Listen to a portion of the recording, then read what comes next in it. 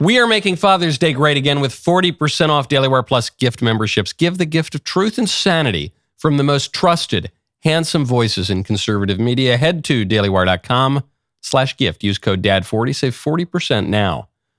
A new euphemism has dropped for the leftist riots in LA. Fiery but mostly peaceful protests are out. Overwhelmingly peaceful protests, that was Kamala's euphemism, that's out. Now, according to liberal journalists like Brian Stelter, remember him? The arson and looting are to be known as a cry of hope. I'm Michael Knowles. This is the Michael Knowles Show.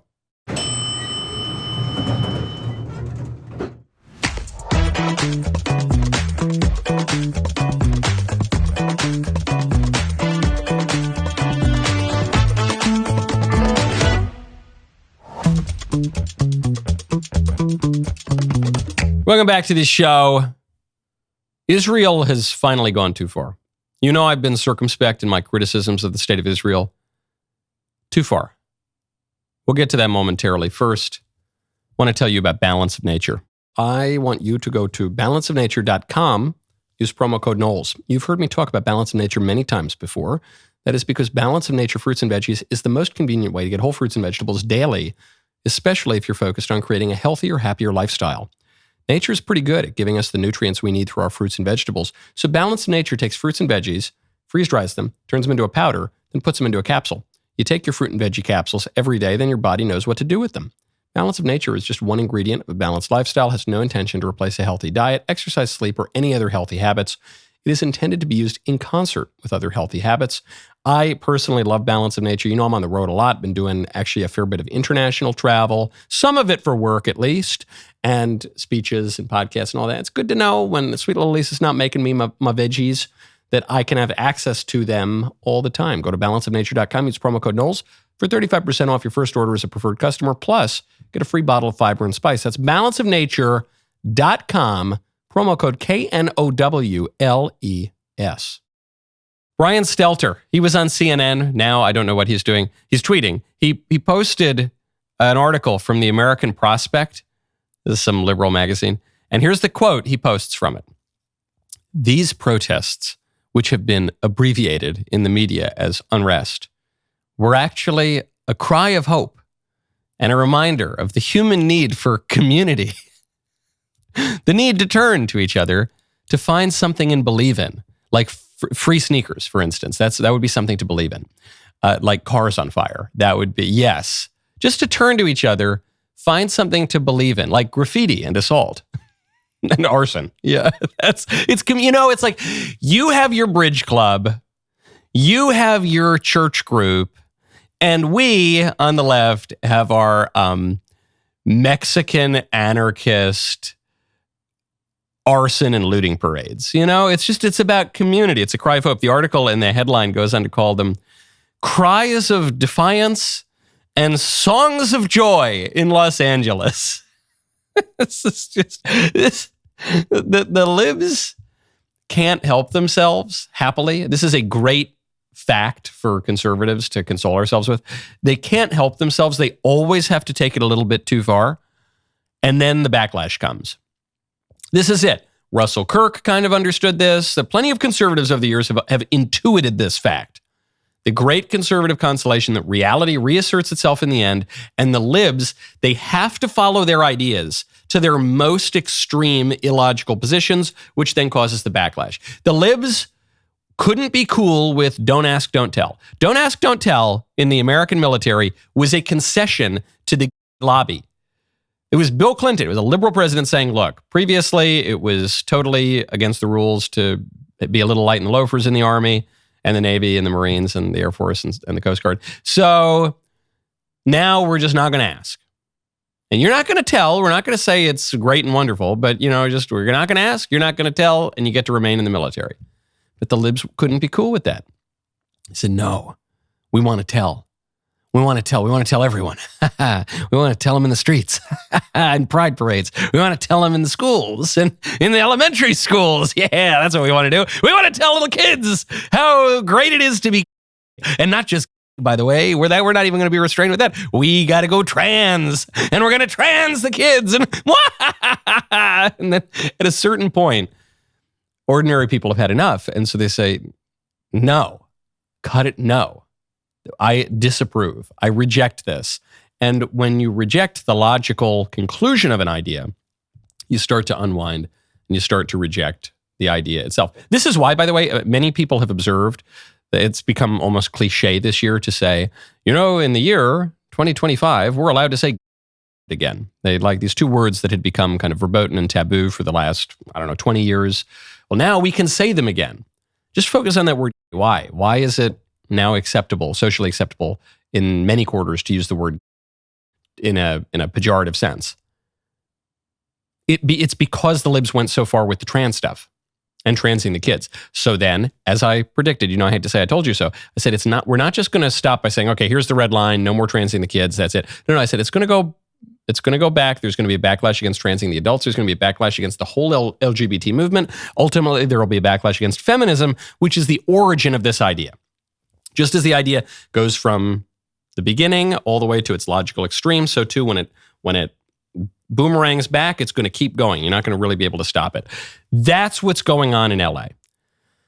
Had some Mexicans just gotten upset that they were being deported and maybe even held a rally or two, no one would care. Trump would not be involved. The National Guard would not be there. The Marines would not be there. Ordinary people would not be defending the Trump administration's policies. They'd ignore it. The libs had to go, not only protest, but wave Mexican flags, not only wave Mexican flags, but wear keffiyehs, not only wear keffiyehs, but light cars on fire, not only light cars on fire, but loot, not only loot, but say that it was a great thing. They couldn't even say, oh, this is bad, but it's being incited by the Republicans. No. They had to go further. They had to say, this is great. This is joyful. Oh, what a joyous arson. Oh, this is hopeful. This is a wonderful celebration.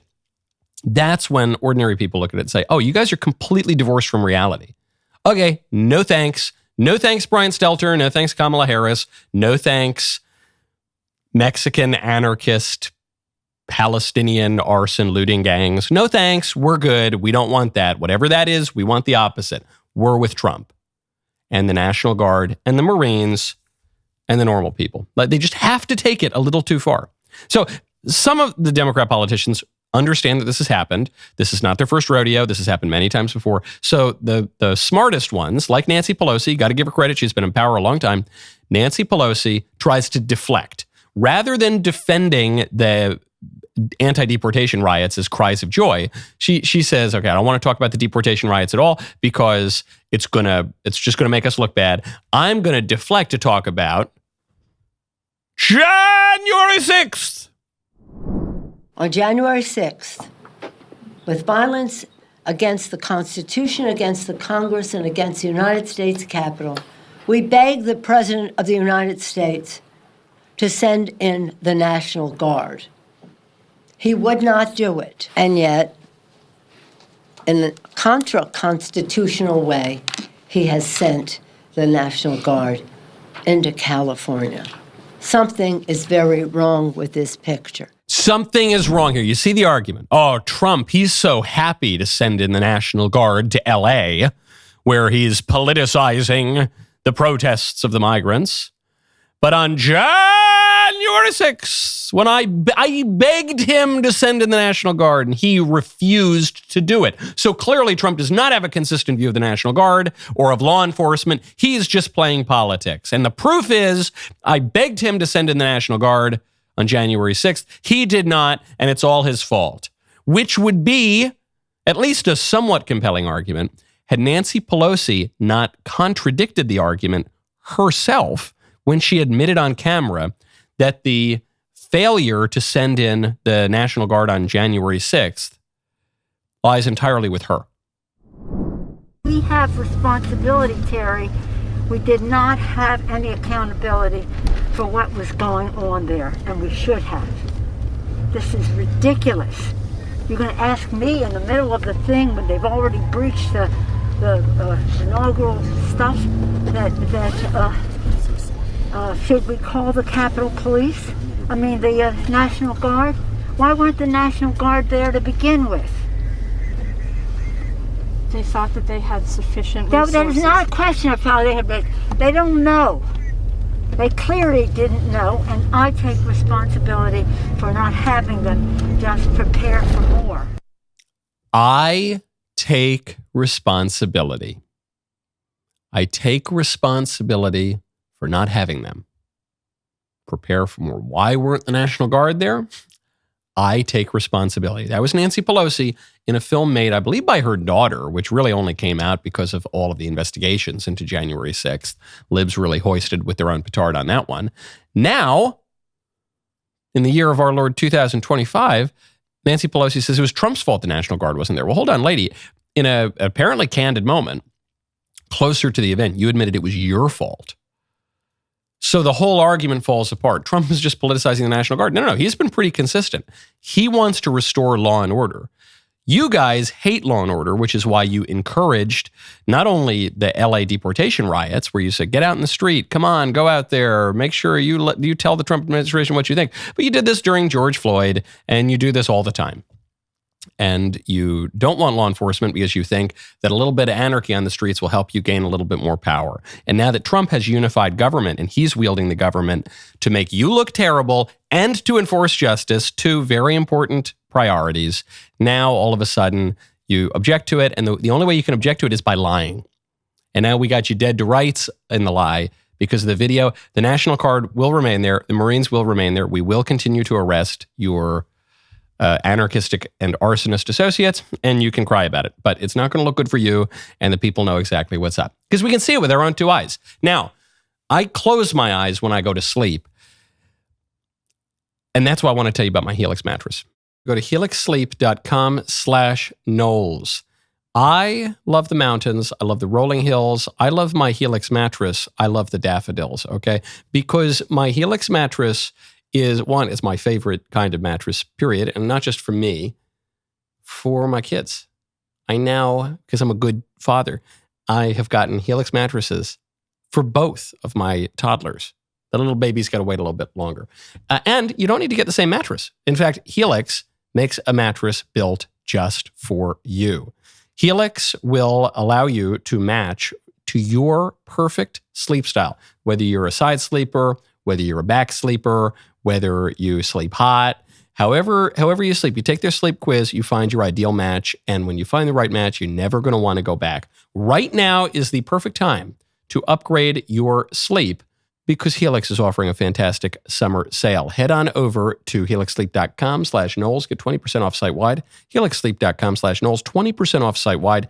Make sure you enter our show name. It's the Michael Knowles Show, lest you forget, at checkout so they know that we sent you. helixsleep.com/Knowles. Speaking of inadvertent liberal admissions regarding the immigration issue, my favorite bit, my single favorite piece of coverage from the entire LA riots comes from the Washington Post.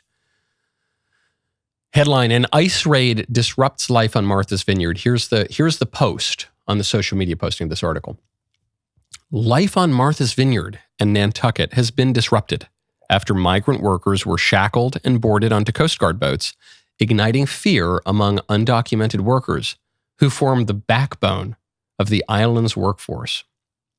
The backbone, these illegal aliens, were the workers understood primarily in their role as labor, cheap labor that does not have recourse to legal protections. They're the backbone of the workforce of some of the ritziest places in the country, Martha's Vineyard and Nantucket. Now life on Martha's Vineyard has been disrupted. Can you imagine the Washington Post reporting, April 12th, 1861, life in Charleston has been disrupted. The reliable labor force is threatened by raids from the federal government. Yeah, I think you're right. Now, a lot of the libs, I think, and some of the squishier conservatives, but a lot of the libs, they're probably not even conscious of it. But the reason they are so eager to defend illegal immigration is because it provides them effectively with slave labor. If not quite slave labor, at least indentured servant labor. At least it's pretty close to slave labor. When they say, who's going to pick our grapes and who's going to wash our houses and who's going to mow our lawns, what they're saying is, what are you going to do when you have to pay a fair market rate to workers who have recourse to legal protections for all of these things in your home? And they're not just talking to the super rich. Basically every person in America, at least every person in and around a major city, or any kind of city, I don't know, what are you talking about? You're talking about 80% of Americans at this point regularly interact with illegal alien labor. There are a lot of illegal aliens in the country. Maybe not if you're truly in the middle of the sticks outside of Palookaville. Maybe then you don't interact with illegal alien labor. But if you're in or around anything even resembling a city, you do. And so it's not just rich Uncle Pennybags who has the cleaning their private jets before they take off. It's everyone. Everyone is using Uber Eats, okay, or any of these delivery services. Anyone who has a yard, who's paying for any kind of landscaping services. It's anyone who's using all sorts of the service industry, fast food. Chances are you're interacting with illegal alien labor. And if we deport the illegals, your costs are going to go up. And that means that the bougie little urbanite or suburbanite is not going to have access to his slave labor anymore. And that's going to disrupt life on Martha's Vineyard. So I made the comparison, obviously, to the outbreak of the Civil War. Charleston v. Life around Fort Sumter has been really disrupted. However, we should be clear, because I don't want to be accused of hypocrisy or something. The problem with illegal immigration is not primarily that it violates the rights of illegal alien workers. That's part of it. That's not the problem with illegal immigration. Is primarily one of sovereignty and justice. Are we a sovereign nation? Do we get to decide who comes in here? Who is entitled to our resources? Who gets to establish himself here and whose family gets to vote? That's the primary issue. It's not just a sob story for the illegal aliens. But that is part of it. This is why I think the Civil War analogy is actually pretty apt. The Civil War was not primarily about slavery. It was largely about slavery, but it was not primarily about slavery. It was about sovereignty and the political order. What kind of political order are we going to live under? Do states have the right to secede from the Union? These were the big political order questions. And the inciting incident was the slavery crisis. That's all true. Same thing here. But this is what they're worried about. Oh, that life. You're right. The life on Martha's Vineyard and the life in Nantucket, that is going to be disrupted. And your life is going to be disrupted, by the way. I made this point, warning my fellow conservatives. If Trump actually deports 16 million illegal aliens, you're going to complain about it. I'm going to complain about it because costs for a lot of things are going to go up. It's not as though illegal immigration was just some uniformly terrible thing inflicted on us by the outside party. It was just the Democrats. It wasn't just the Democrats. It was just the liberals. It wasn't just the liberals. It was this unholy concoction of squishy Chamber of Commerce Republicans and opportunistic Democrats who wanted a permanent electoral majority coming together and bringing in this foreign population because they thought that they could get an advantage out of it. And there were advantages to it. And if we get rid of it, we will lose those advantages. Prices will go up. I think sovereignty is worth the cost. I think a cohesive society is worth the cost. I think not pressing 3 for English is worth the cost. But there will be costs, no doubt about it. Now, last point on this from another paper of record. New York Times really messing up here. Headline, the Mexican flag becomes a potent LA protest symbol. That's true. Totally right about that. Trump officials have cast demonstrators waving the Mexican flag as insurrectionists, but for many protesters who are Mexican-American, the flag represents pride in their heritage. Yeah. Okay. Really funny coming from the New York Times. What did the liberals say when Southerners said, the Confederate flag doesn't represent some awful racist, terrible thing. It just represents pride in our heritage. Got to ban it from Amazon, have to ban it from all of public life. But when it's a Mexican flag, when it's not even a flag that's remotely associated with your own country, then we have to wave it. It's a proud symbol of our heritage. Okay.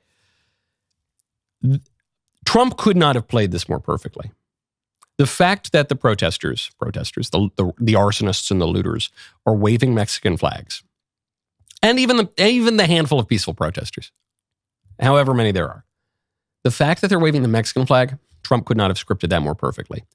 It is politics 101 that whatever you want to do, whatever your political program, you wrap yourself in the country's flag. You have to argue, if you want to be politically effective, you have to argue that your political program is coming out of the tradition of your country, that it forms the deepest wellspring of your country. I mean, think about when Abraham Lincoln effectively refounded the country after the Civil War. His famous speeches spoke to the American tradition. In some ways, he was upending the American tradition, but he was making his arguments from within the tradition. 77 years ago, probably the most famous line of any Abraham Lincoln speech, 77 years ago, it says, "What I'm doing is the fulfillment of what the people who founded our country wanted to do." And so anything, whatever your political agenda, you need to make that argument if you want to be effective. Some arguments are more plausible than others. What the libs seem to have forgotten that. The New York Times seems to have forgotten that. So they come out, they say, I guess it just flows naturally from their political view, which is that they hate the country. And they say the country's evil. So they say, we want to fly the flag of another country. Okay. Good luck persuading people. Maybe this is it. Maybe you've so successfully weakened the country that we hate our own flag. I wouldn't bet on it. Trump is so good. Drew Clavin pointed this out. Drew said, Trump is really great at driving his opponents crazy. It's not that Trump destroys his opponents. It's that Trump makes his opponents destroy themselves. That's what we're seeing here. Now the New York Times says, hey, Democrats, everyone, all of you, fly Mexican flags. That'll persuade the electorate. Okay, good luck. Speaking of waving foreign flags, Israel has gone too far. We'll get to that in a moment. First, I want to tell you about Pure Talk. Go to puretalk.com/Knowles. Pure Talk, my wireless company, a veteran-led company, believes every man and woman who has served faithfully in the armed forces deserves to proudly fly an American flag that was made in America. That's why Pure Talk is on a mission to give an allegiance flag, the highest quality American flag, period. In fact, my American flag, my phone company, my American flag, to 1,000 U.S. veterans in time for all the patriotic holidays. Just switch your cell phone service to Pure Talk this month, and a portion of every sale will go to provide these high-quality flags to deserving veterans. With plans from just $25 a month for unlimited talk, text, and plenty of data, you can enjoy America's most dependable 5G network while cutting your cell phone bill in half. The average family saves over $1,000 a year. I love Pure Talk. I've had Pure Talk service and phone now for 4 years or something. It's really, really good. And you can take it internationally too as people get ready for some travel this summer. Go to puretalk.com/Knowles. Switch hassle-free in as few as 10 minutes. puretalk.com/Knowles to support veterans and to switch to America's wireless company, Pure Talk. The Israel-Palestine issue, it's been a big, big controversy. Broadly, the right supports the state of Israel. Broadly, the left supports Palestine, but it's more complicated than that. There are a handful of Democrats who are still pro-Israel. There are, especially young conservatives, who are much more skeptical of Israel, even open to the Free Palestine movement to some way, which is a little weird. But basically, that's the line. However, I'll say it as a conservative, Israel's gone too far. You know, Greta Thunberg she was on a boat going to Gaza for some reason, because she hadn't gotten enough media attention in a while, and climate change is ridiculous and no one cares about it anymore. So she needed a hit, and she said, all right, well, what's the big issue now? I guess the big issue on the left is the Free Palestine movement. All right, I'm going to forget about the sun monster. I'm going to put on a keffiyeh now, and we'll get on a boat. She loves the boats, and she goes to Gaza. And the boat is intercepted in this war zone by the Israeli military, and the Israelis walk on the ship, and there's video and pictures of this. They rather than, beheading them or something like the Hamas would do, the Israelis give them brioche, or what is it, challah, the Israeli brioche, Jewish brioche, and give them, I don't know, like drinks and water and stuff. And they take her in, and then they don't hold them captive, as Hamas would do. They decide to send them back, including Greta. And what do they do? What do they do? Greta is an international celebrity, okay? Greta could fly around in private jets all the time if she wants. She actually somehow manages to engage in transportation that's even less environmentally efficient. But she, this is a big star, Greta. Those dastardly Jews put her in coach. Can you imagine that? Can you imagine? Greta? Not even Comfort Plus did the Israelis put this girl in. Coach. And if you look, actually, she seems to be relatively close to the bathroom. So it's toward the back of the plane. She's fine. She got a lot of space. It kind of looks like a COVID flight. Remember, during COVID, coach was actually often nicer to fly in than first class. If any of you fly, I still did some business travel during COVID, and I'd be envious of my colleagues who were in coach. I'd often get the business class seat, but coach, you get to recline, and so she's got room to recline and everything. But coach, Greta, it's too much. Enough, Israel, enough. Okay, you've gone too far. I saw someone on X yesterday say,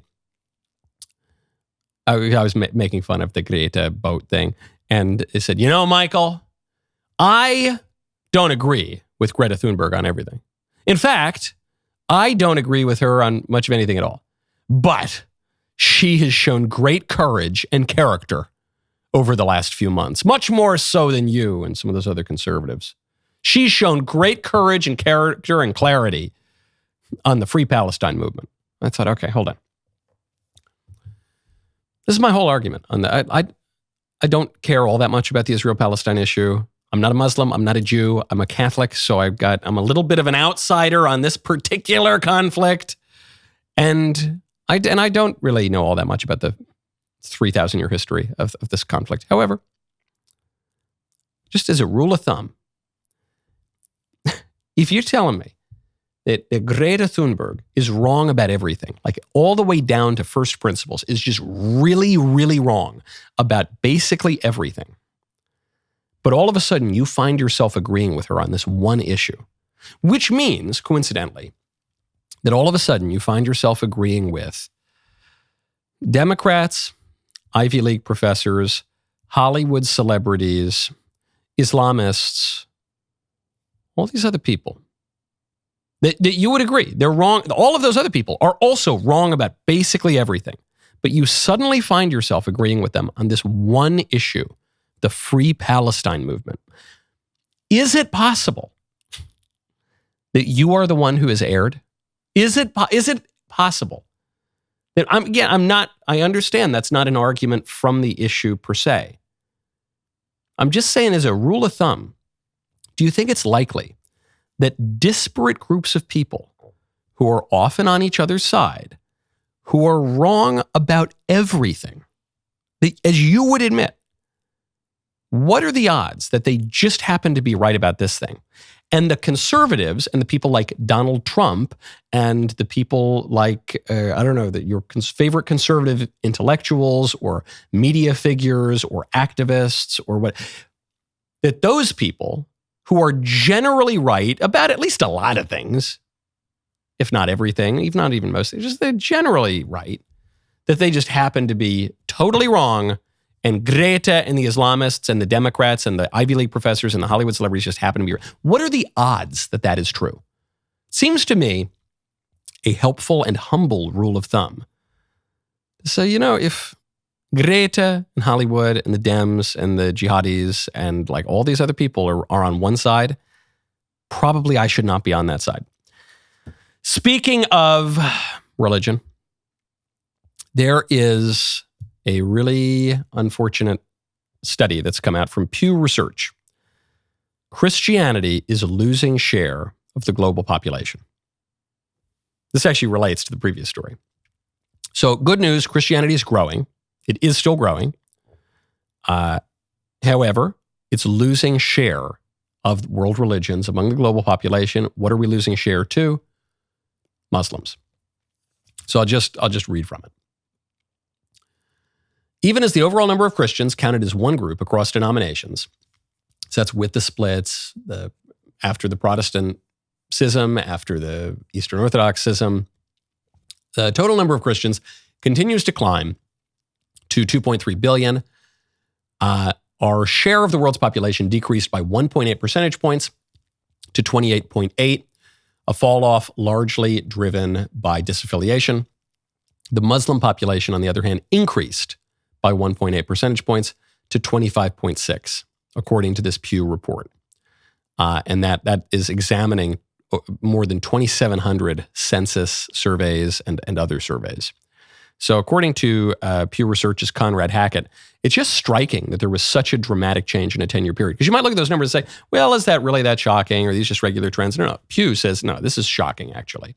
During this time, the Muslim and Christian populations grew closer in size. Muslims grew faster than any other major religion.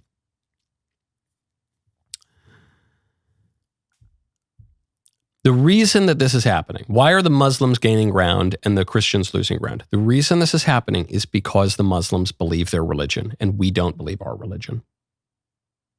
In the West, that's broadly, and not just the West. Christianity actually is growing in places like Africa. Christianity, even while it's really suppressed in Asia, still remains strong. Europe is where it's cracking. America, to a lesser degree, is where it's cracking. Because we don't believe our religion. Hilaire Belloc wrote about this. Hilaire Belloc has a great book. I think it's in his book on the Crusades, where he says, look, had the Crusades, which, by the way, were a defensive war and were a completely justified war undertaken by the Christians against the aggressive Muslims. And at some point, we should do a series on the Crusades because it's deeply misunderstood. But we came close to winning in the Crusades, the Christian forces.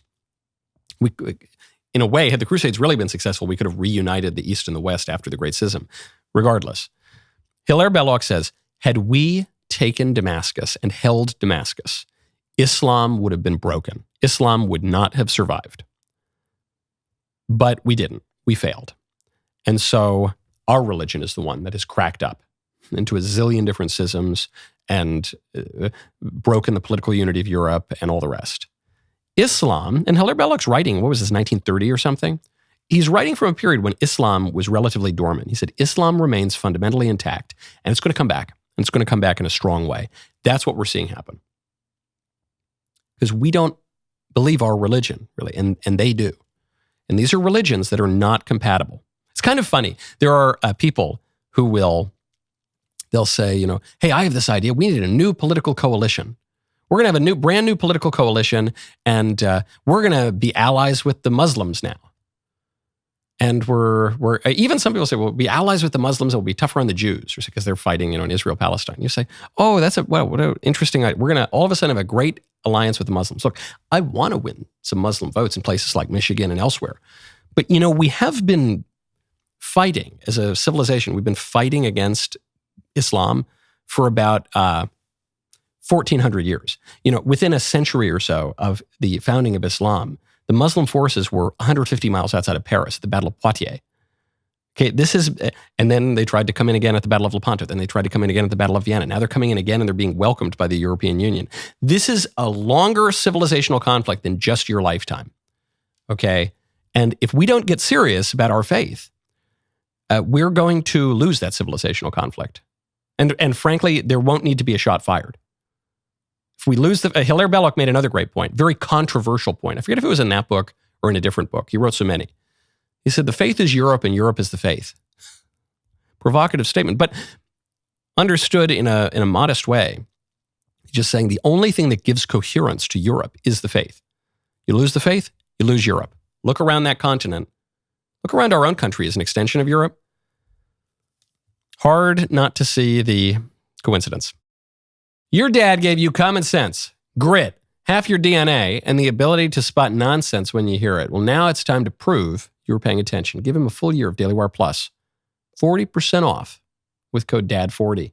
Time is running out to give Dad exclusive access to our premium entertainment, such as What is a Woman?, Dr. Jordan Peterson's Parenting, daily shows from the most trusted and handsome voices in conservative media, ad-free, uncensored, unapologetic. Go to dailywire.com/gift today before this deal ends. My favorite comment yesterday is from Shuma Padu, 1141, who says, when that Mexico flag waved, it was on then. This is what allowed Trump to send in the military. Yeah, I think you're right.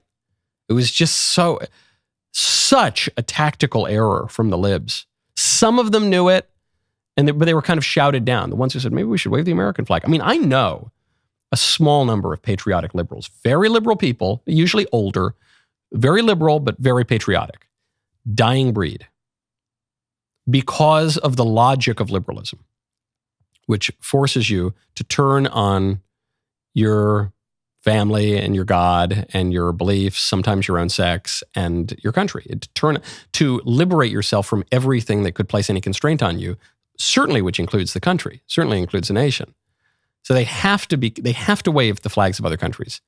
But that's very damaging to their political movement. Okay, speaking of moral frameworks, a lady has gone viral for talking to her daughter about her daughter's supposed in-Utero memories. Listen to this. It says, everything my daughter says she remembers while being in my belly. Your favorite food that you ate in my belly?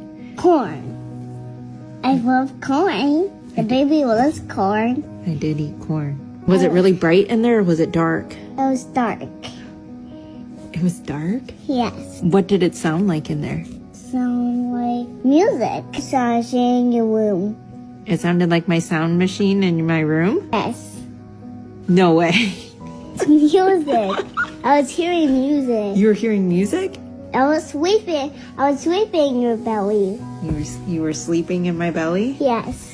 You were sleeping in my belly, eating my food. It was dark. It sounded like music, like the sound machine in my room. Have a lot of space in there, or was it really tight? It was very tight. It was very tight? Yes. I couldn't get out. You couldn't get out? No. Were you comfortable in there, though? No. You weren't? Nope. Okay, so how cute, isn't it? This is really cute. Probably this is just a little girl with an imagination, and the mother's clearly leading her on. She goes, was there a lot of room in there? Or was it really, really tight? What do you think the kid's going to say? The kid's going to say, oh, probably the thing that got my mother excited. That's what it was.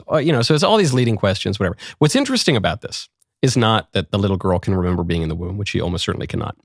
What's interesting about this is that the mother believes that the little girl remembers when she was in the womb and delights in the girl's supposed memories of being in the womb.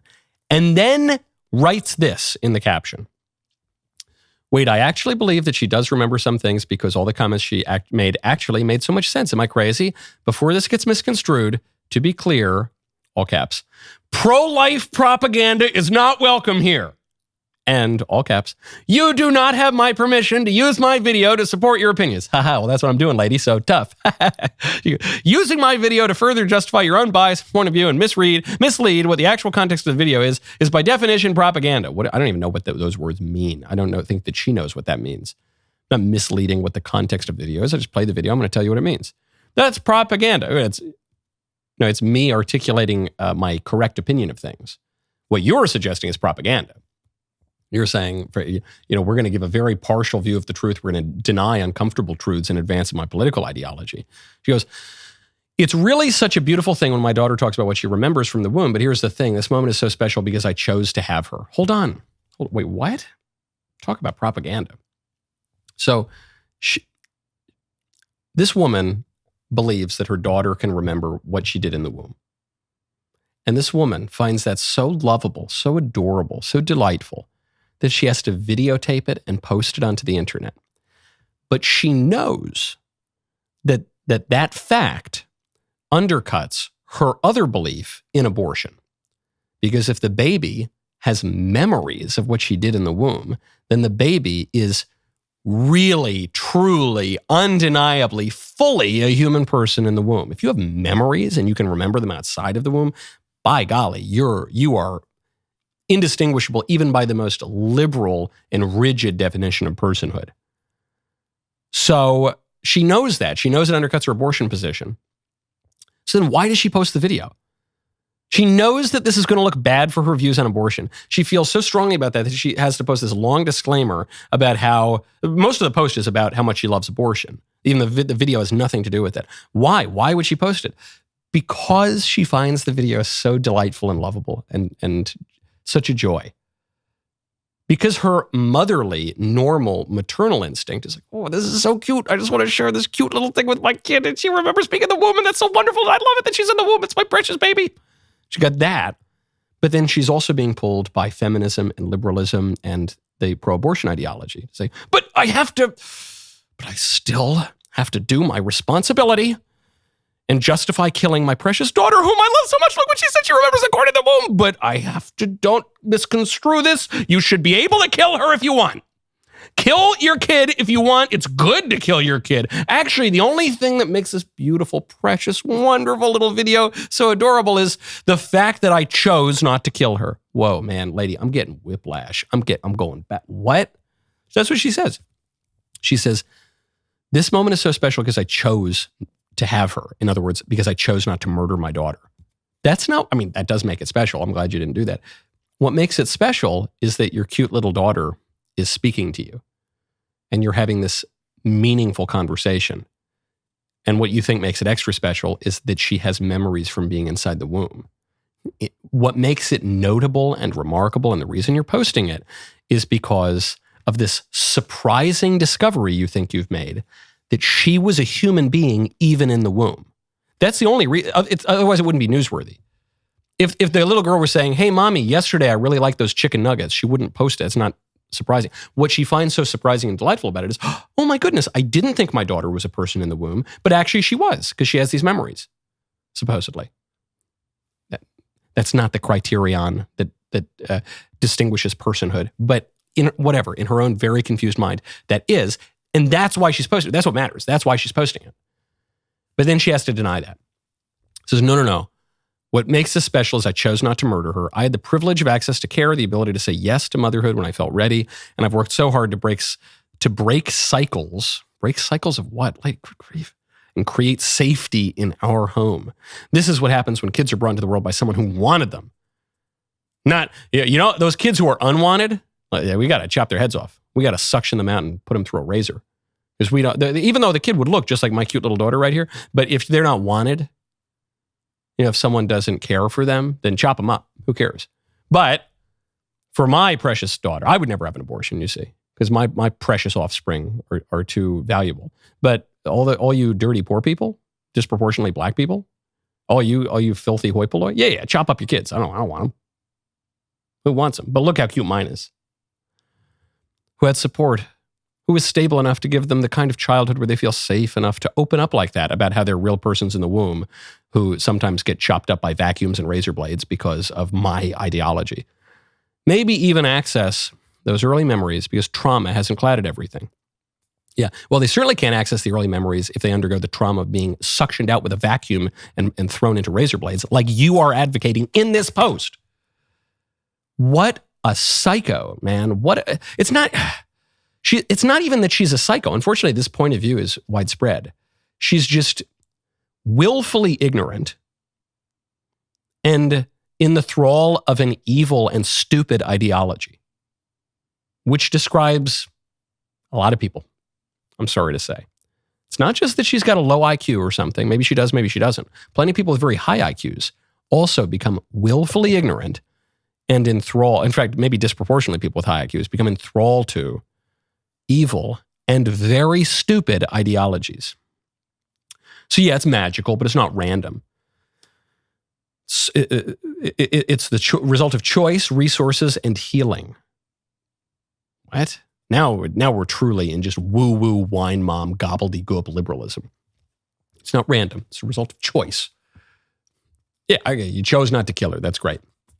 So now you can discover that she was a person even in your womb, which you love so much you have to post for everyone, but which you then, in the same breath, have to deny. Okay. How about you just follow your gut, lady? This this is what a lot of my political philosophy comes down to. It's just your gut is usually right. I know you're not allowed to say this. Prejudice, usually right. This is what the conservative political philosophy largely comes down to. You know things intuitively. You know things in a way in the womb. And the natural laws inscribed on every human heart and our conscious stock of reason is relatively small. And you're not going to be able to write a doctoral dissertation about every single decision you're going to make in life. And so you're going to operate off of prejudgment, which is also known as prejudice. And that's not a bad thing. Liberalism tells you prejudice is bad. And it can be unjust. You want to make sure it's subject to reason. But you can go with your gut, lady. And when your little daughter was in your guts, you knew she was a person. And now that she's out, you know she's a person still. And the little girl seems to know that she was a person even when she was in your womb. And you can just go with that. If you need to work this hard to convince yourself that your daughter at some point wasn't a human being, Give up that ideology. It's not worth it. Today is Woke Wednesday. The rest of the show continues now. You do not want to miss it. Become a member and use code Knowles, KNWLES, at checkout for 2 months free on all annual plans.